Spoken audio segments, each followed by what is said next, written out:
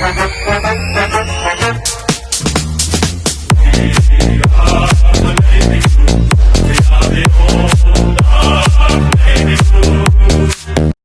and welcome to another episode of Baggers Chat. I'm joined, as always, by Ethan, Speech, and Pato. How are we, boys? Very well, mate. Very well.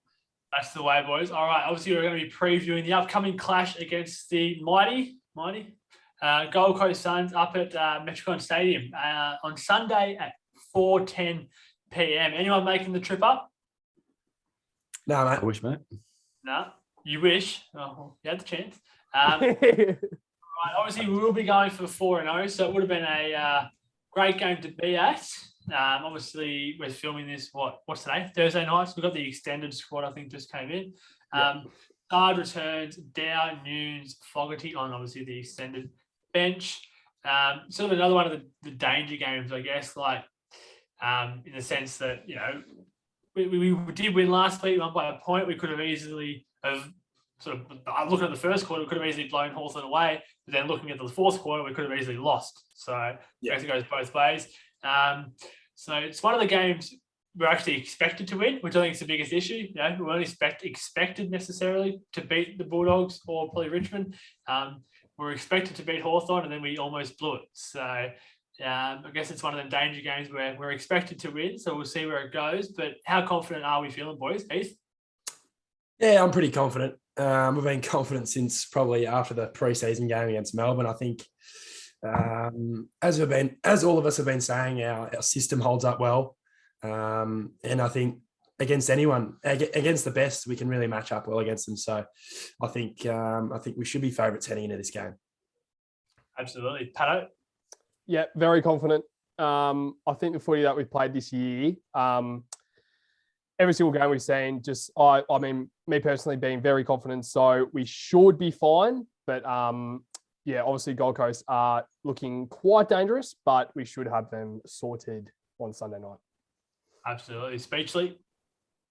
I mean, you know, obviously you're a little bit confident going into these games, but I do get more nervous for these sort of games than I do against, you know, better teams. It's just, I mean, the relapse we had against Hawthorn, letting, you know, those sort of teams back into games, it's a little bit concerning, but obviously confident we should be able to get the win. But yeah, just a little bit of a danger game going in as favourites. Yeah, absolutely, mate. All right, we're going to start into a few questions, a few turning points, I guess, from the game. So obviously a superstar, Touk Miller. What do we see his effect being? Do we sort of tag him? And then on the other side, on our side, Cripps, will they sort of look to tag him, do you reckon? Or how will they minimise his effect on the game? And how will we minimise Miller's effect on the game? Jackson, Speechley.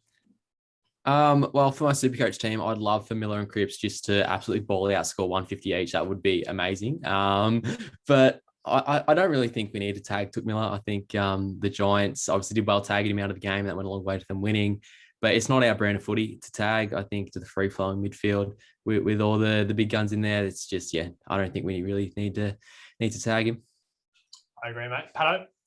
Yep, exactly what Speechley said. I don't think with our system we probably need to tag.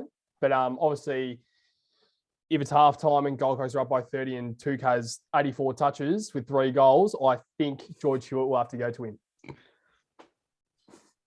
Yeah, all right. Ethan? Yeah, I agree. I think against the Hawks, we did well against O'Meara. I think he only had 19 and just didn't have much damage on the game. I think guys like Hewitt and that are huge for that. Being able to, you know, defensively hold down their opponent, but also hurt them on the offensive end. I don't think we need to tag him. And I think they might have to tag Cripps, honestly. I think he's the way he breaks open games. Thanks, mate. I asked 3 people. At least you answered it for me. I appreciate it. All good, mate. But yeah, and I think they have to tag him. I think, well, depends, but hopefully they don't, and he has about 40. Absolutely. Speech, I'll go back to you, mate. Do you see them tagging Cripper, or what do you see them doing there? Well, they did have rail tagging, or they have had rail tagging the last couple of weeks, which is interesting for them. So there's definitely a possibility that he does go to Cripps in some sense. He's in my Supercoach team as well, so I also hope he doesn't do that. But I think that's an option that they could go to as well. Who don't you have in that team? Pato? I think Cripper, it's the same. I think Gold Coast probably aren't really this type of side to have a genuine tagger to tag someone, but I really don't want Matt Rao to tag because he's my fantasy team. I don't have a great midfield. I don't have a great midfield team at all. If I have Rao tagging Cripper, I'm stuffed. So I pray Gold Coast, if you're watching this, Stewie Jew, please do not let Matt Rao tag. Can I just say something? Can I just say something quickly? I think we all do our fantasy, but in the scheme of things, who gives a fucking shit if Rao has 10 touches and we win the game of footy? Of course. Yeah, I agree. I agree. Yeah. There we go. Good. Yeah, of course. Literally, of course, I would much rather Carlton win by 60 points rather than Matt Rao having 14 personally, I'd love him to tag Cripps because if he has less of the ball, I think they're less of a chance of winning, and it'd be interesting. Yeah, I agree, mate. Good call there. Ethan, you're the bloke for this, so do you want to run us through all the different sort of key matchups and run us through them, mate? Yeah, so obviously we're looking at more the forwards and defenders. So we'll start off up forward for us. Obviously you got Curnow and Mackay, the two big fellas who have started the season very, very strongly, except for probably round 1, but round 2, 3, they've been quite solid down there, especially that first quarter against the Hawks. They were aerially were fantastic. Their defenders, Collins and Ballard, I rate them quite highly. I think Collins is very, very, very solid. But I think the matchups, I still think they work in our favour. I think most weeks they will. But yeah, how do you reckon this will go, Pato? Yeah, I do rate Ballard a lot. I think he's a really good player. Collins as well. I think he had a good 2020 season, I think it was. It was really good. So we know how good Charlie Curnow and Harry Mackay have been in the past couple of weeks. So I think they should have the job done. But I think Ballard will probably go to Curnow because he's probably that more jumping. He's not really a lockdown defender. He's kind of like a Mitch McGovern sort of player that kind of likes going off, but he can also lock down. And I think Collins goes to Mackay. But hopefully we've got this done. Speechley. Yeah, I think player to player, we have it covered. But I think in terms of structure and entering inside 50, we really got to be careful that we don't just bomb it in because Ballard and Collins are really good at rebounding off intercept marks. So I think that's, if we get the ball in quickly, I don't think they really stand that much of a chance against Curnow and Mackay. But yeah, it just all depends how we get the ball inside 50. Yep, spot on, mate. Carlson? Now I know how Speechley feels answering last all the time. What does he say? There's not much more to say, really. I think Speechley said it very well. No hack kicks forward. Get it in quick, get it in low, targeted. I agree. Yeah, so we'll move on to our defensive side. So obviously we got our two keys in Wiedering and Young currently. Obviously Omak's still out with that back. And then they've got this is a historic moment. So we've got Chol. He's not the historic part. We've got Levi Casbolt playing for the Gold Coast Suns. If you told me 5 years ago, go Levi. Casbolt will be playing for the Suns, I would have laughed at you. But how do you reckon?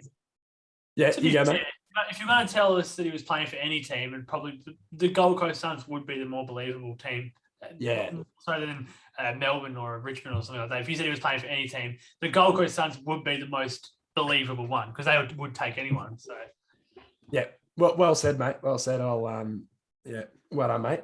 So how do you reckon this will go, Pato? Because personally, I think Weeders and Young were very, very solid the other day, and Chol and Casbolt, they haven't been working together for so long. They've only been together for 6 months or so. But yeah, how do you reckon it'll go? Yeah, I think that's spot on about kind of the versatility between the two forwards of Chol and Casbolt. Like Chol is that jumping forward that can actually really take the game out of our hands, really. Levi Casbolt, we know how, it won't be, he's obviously not a dangerous player, but also he's a solid player. Like he's an AFL footballer. No, this is completely. No. I was just saying, I was just thinking in my head, full on Larky moment, but yeah. Continue. Complete, I'm saying complete respect to Levi, and we can't walk into this team this forward line and not think that these guys aren't up to it. So, and I don't think Wiedering, and I don't think Voss will be like that at all. But I think Wiedering will go to Casbolt and Young will go to Chol. Yep, very, very interesting. I'll go with Carlton because he had a bit of a sook that he was last time. So, what do you reckon? What do you reckon, Carlton? Yeah, I agree, Pat. I think with the Casbolt as well. I mean, he's a life member of the club for us. So, I mean, full respect for him. Sorry, Ethan, you say something? Yeah, just shows you how well the club's gone in the last decade. Yeah, what is it? You got it through the long service, wasn't it? 150 games or whatever. Yeah. But yeah, look, I don't really watch Gold Coast too much, to be completely honest with you. Look, I would like to see Casbolt kick a few goals, to be completely honest. Obviously, I want us to win, but I want Casbolt. I like Casbolt, so I hope he goes. Look, I hope he goes all right at least. I hope he kicks like 24 goals. That's okay. I just hope. Something like. I'll take the kids a bag, but you know. Doesn't get injured, I like the bloke. He's always nice whenever I saw him at open training doing laps. So seems like a nice bloke. But yeah, I mean, Wiedering and Young, especially Wiedering, he's the future of the club. So I think we definitely get the job done there, I would have thought. Yep, spot on, Sammy. Speechley. Thanks, mate. I mean, as I said in the review of the Hawks game, I was really impressed with Young's game. So I think in terms of locking down the two forwards, I think Wiedering and Young are probably two of the better options to have to really take the game out of the Suns' hands from their forward line's perspective. Obviously, Casbolt, I mean, look, he could easily kick a bag in a revenge game. He's just the sort of bloke to do it. I don't think he will do it, but would not surprise me either way. We should have that covered, surely. Let's just hope Casbolt isn't looking at the game and thinking revenge, because I think we've pretty much boosted his career by giving him contracts. So we'll move on. Good on you, Levi. We love you, mate. Hope you're watching. He's usually he's an avid watcher of the Baggers chat. So 100%. Shout out to the big Levi. So we'll move on to ruck matchup, and we usually talk about ruck matchups considering the way TDK and Pitto go about it. So they'll be against Witts and Graham. What do you reckon, Patto? Should have this done. I rate Witts, but Caleb Graham, who? Well, that might come back to bite me in the ass with him getting 84 ruck hitouts. But we know how good TDK and Pitt are. We do respect Witts. I mean, I know I do. So once again, we can't look at this matchup to be anything disrespectful. We need to respect the opponents that we're playing against, and I'm sure they will. Spot on, Patto. Good, yeah, obviously. What was that, mate? The pit net's all good, obviously, yeah. I know he obviously went off last game, but yeah, I think so. He's named, so I would hope he's fine. Yeah. At this point in time, obviously. What do you think of the whole ruck situation, especially? I think Witts is a very good defensive ruckman. I mean, he's played Nick Nat and Gawn already this year, and he's done very well against them. Like Gawn and Nick Nat, have had very average or below average games against him. So that's from an attacking standpoint. Witts is very good to have for the Suns. But I mean, we should have them with the backup ruck. He's not that tall. And then, we've got the two genuine rucks. So I think that's a big advantage. But full credit to Witts and his ability to shut down opposition rucks. Yeah, I think you got to respect Witts. Obviously, he's coming off a ACL, I believe, that he had last year. I think he was solid prior to that. So he's definitely a ruckman you got to respect. I think another talking point about TDK and Pitto, how do we think they go when they go forward? Because I think, Tommy's great. I think he's great where he flies at the ball, but I think he struggled a little bit and he just tended to get in the way of our other forwards. I don't know if that's just me, but what do you think of that, Patto? Yeah, well, I think you're actually spot on with that, especially last week. I saw it a bit last week with TDK, just kind of getting in the way a little. And especially with that target, probably the taller defender will probably take a TDK, but you've got Mackay on a one-on-one, which he's taller against, which is rare. And you go to him, but they tend to go to TDK a lot more, which is fine. Of course, he's a great player. But if you've got Harry Mackay on a mismatch and even Charlie Curnow, go to him. You need to go to him. You need to go on. But absolutely spot on with that. Yeah, especially. Yeah, I think there was one instance, especially when Harry was literally about to take almost an uncontested mark, I think, at the Carlton end. And yeah, Tommy just flew in front of him and then ball obviously hit the ground. So I definitely agree that, yeah, that he's just, I don't know if it's because he is that ruckman that he doesn't overly work with the forwards as much as probably he should, considering he spends a lot of time down there. But yeah, I mean, that's definitely room for improvement for sure. Yeah, I think just one final point of that. I think he just needs the thing about that is he brings over his defender to the contest. Yeah. So in a one-on-one, Harry and Charlie are to win most of the time. So I think you just got to spread and you just got to pick the right time and pick the right place to do it. But yeah, all good. On to you, Sammy. Well said, mate. Good job. Well done. We'll move on to obviously under the pump.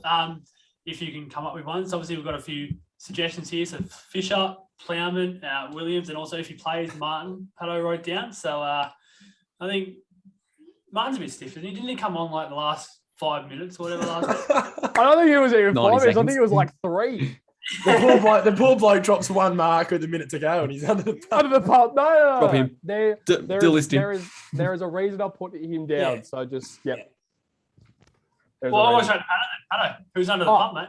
Well, I mean, as Mitch and I said last week, Zach Fisher needs to show up again. Quite simple. Was probably poor last week than he was against Western Bulldogs. Like, probably wasn't as good, and I wanted him to have one of those good games, but probably wasn't like that. But I'll get on to Jack Martin. Him being the sub, if he gets the opportunity, he needs to make sure that he takes it with both hands and keeps in the side. That's what I mean by under the pump. If he plays, he can't have another quiet game and be medical sub the week after. But we're paying him too much. I'm sure that he loves playing. Well, of course he does. He wants to play. He's got the pressure on him, and I'm sure he is up to it to play a good game against the mighty Gold Coast Suds. Well, we thought yours was a little bit stiff saying Martin with 3 minutes. I want to go a bloke that didn't even play last week. If he does play, we'll see what happens there. But like, I can Dow, like, just in the sense of he's played really well in the VFL. A few good goals, one from like 50, 55 out, whatever. But if he actually plays seniors, like, I think he's under the pump in the sense that he's had a lot of chances now. I think, like, I know he's still quite young, but when does it get to the point where it's like, I don't know, he seems to keep coming in, plays a couple of games, and he'll go back to the twos. I don't know. When does that sort of come to an end? Is sort of my question. Like, how old is he now? He's still very young. It's probably very harsh, but I'd like to see him have a big game if he obviously plays. But yeah, what are you with? Yeah, I think it's an interesting talking point. Personally, I don't really see him getting a game this week. I don't know who goes out for him. Might be a Fisher, maybe a Fisher. But yeah, it's an. I think I've got faith in him. I've definitely got faith in him. But it's just like looking at a midfield now. I don't know how he breaks in, unless he's playing that half forward role where he comes in the middle a bit less than he would in the VFL game. But I'm not sure. But for me, under the pump, Zach Fisher, he struggled last week. Really, really struggled. He gets his hands on it. That's not the problem. I think it's just the decision making and the mistakes he tends to make. Is just, not great. I'm not sure. Can I just ask the question? I don't know why Plowman is on this list. Thank you. I think he was solid on the weekend, considering the whole COVID situation and Sard going down. Who is he actually to pick up? I think our defense did pretty well. Held him up pretty well. On Zach Williams, quickly. Personally, apart from a few key mistakes he made on the weekend, I think he was okay. I think he was all right. But that's just me. It's you. It's not just you. I agree. All right. But Speechy, we will go to you to answer the question. And I also want it's not actually in the script here. I'm not getting in trouble here, but almost like a speak up Speechy just on Plowman hate. Like, he was the bloke, like, we say it every week, but it's still happening. Like, you see it in there in Facebook groups, group chat, whatever. He's still confident, Speechy. So can you answer both questions for me, mate? Yeah, I mean, no worries. Under the pump, I mean, it's got to be Fisher. I've been saying it all year so far. So there's not really much else there to change. And then for your second question, also Mitchell, cannot believe that he's on the list. Like, what game were you watching? Come on, mate. And yeah, it is a little frustrating. I mean, I've seen a lot of comments being like, Plowman's man was all alone. What was Plowman doing? And I'm like, Man was having to cover the other blokes because Williams and Boyd had pushed up and the other Hawks forwards had come down. So play was like 3 blokes. It's like, relax. So he makes a lot of mistakes. But so does a lot of players. It's like we said in the review about Lockie O'Brien, just because it's Lockie O'Brien, his mistakes get, glorified. Yeah. So yeah, it is a little frustrating, but I'm sure he'll come out and keep ranking goalless, and then everyone will be singing his praises again. Or not. Quick note on that. A quick note on that. Just with the under the pump, when I write down these names, and this is a discussion.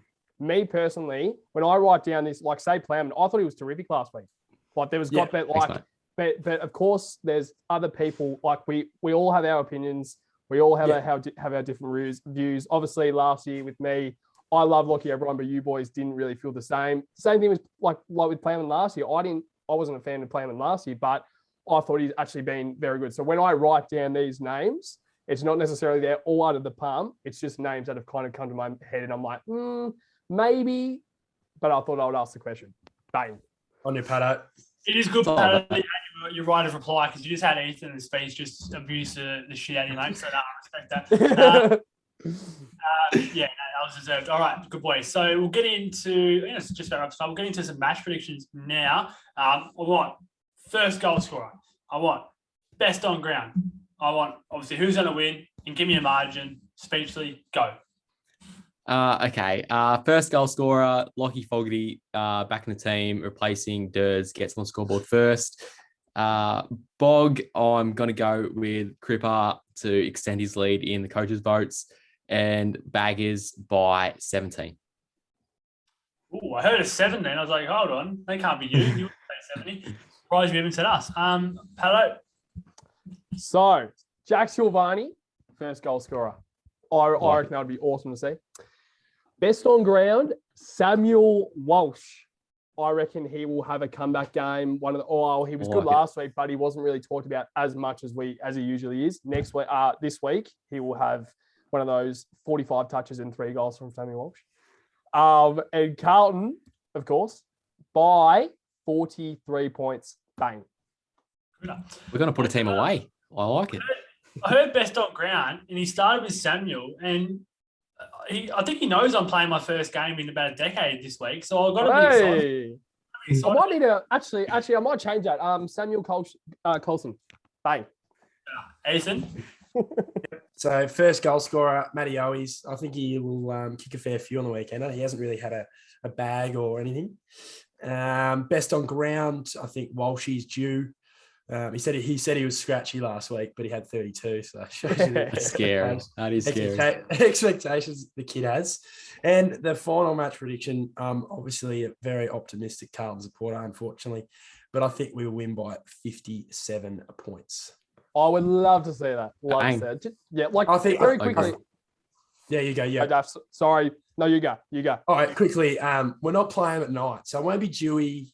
Yeah. Hopefully, we just play attacking brand of footy. Yeah. Damn it. And very quick note, I just think that with that, if we get, it's one of these chances that we get to blow a team away.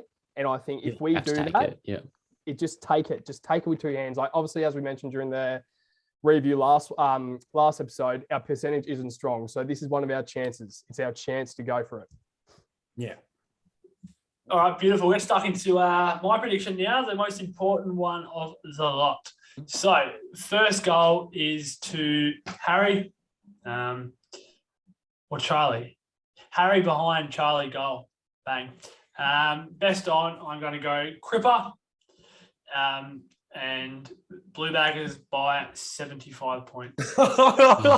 75 points. No. Fucking hell. I don't do it with me. I wouldn't mind it. I would be. He's got to make crawl under the desk. If we play 3 quarters of football that we played in the first quarter against Hawthorn, against Gold Coast, 75 will be unders, man. Are you saying it 100-point win, Sorry? I love 75, I said. 75. Jump off in the last. We'll get them back into it and only win by 75. And the Blue Bags will start 4-0. So first time since 95. We do need the percentage boost. Like we look for the win. That's the first thing. But we need our percentage is dreadful. Besides the fact we've won obviously 3-0 is obviously more important, but like percentage is very important towards the latter stages, obviously. So our percentage is woeful. So if we're 22-0, percentage won't matter. Exactly right. But it'll get a big boost this week when the Blues win by 75 points, mate. Sounds good, mate. I hope so, mate. I hope so. Harry kicks 10. All right. Bloody hell. And not All Bog. these predictions. And not Bog. Cripps, 40 disposals, 2 goals. Weeders, 148 marks. Weeders were lucky to touch the ball. The ball won't be down that end. The ball doesn't go down that end. They're lucky to score as much as Quadway did tonight. Well, they ended up scoring a little bit, to be fair. But 36. all right, boys, where were you watching the game from? Or watching it from home, are we? The couch. Exciting. The couch, yeah. Where are you going, Heath? You're saying no. Obviously, the Grand Prix this weekend. I'll be getting me KO out and watching the baggers while Danny Rick crossing the line first. Priority. Okay. All right. What is your tip for that, mate? I don't really follow it, but who's going to win the Grand Prix? Is that what it's called? Yeah, mate. Latifi. Oi. I'm joking. He's not. He's the shittest driver. It'll be Charles Leclerc. Lock it in. Yeah, nice shout. Sounds good. All right, boys. You're playing footy this weekend as well, Heath? Nah, I'm missing my game this week. First ever game missed. First ever game missed. All righty. Pato, you playing, mate? Yeah, mate. Very, very excited. Very excited. Speechless playing. I'm playing. I might not be playing. We don't know. So if I'm not playing, I'll be down there watching Speechless. Depends on how I feel. Thanks, but good luck, boys. And Pato. And as always, boys. Go! Oh, no, it's the other way. The baggers. Go the baggers. Dean's like Go the baggers.